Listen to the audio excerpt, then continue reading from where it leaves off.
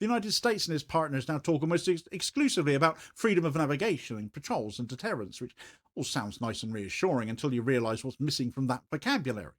No one's talking about restoring Yemeni authority over its ports. No one is talking about rebuilding a state capable of making binding decisions at Bab el-Mandeb. The solution on offer is management, not control, and management is always easier when sovereignty has already been broken. That's not an accident, that's the precondition. And you can see this in how the Southern Transitional Council is being treated. Its expansion into eastern Yemen is described as destabilising and unhelpful and inconvenient, but it's not being forcibly reversed. The Saudi response has been rhetorical rather than material, because the cost of confronting UAE-backed forces now would reopen a war Riyadh really wants to close.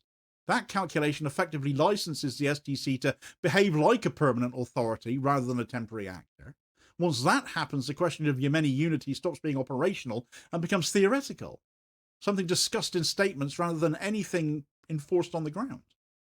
The Houthis are watching all of this unfold and drawing the only conclusion available to them right now. If Yemen is not going to be reconstituted as a sovereign state, then leverage has to be applied elsewhere. And that is why their focus has shifted so decisively to shipping. It's not simply ideological hostility to Israel or the West. It's a rational response to the disappearance of state-level constraint. In a corridor-based order, the only way to be heard is to disrupt the corridor.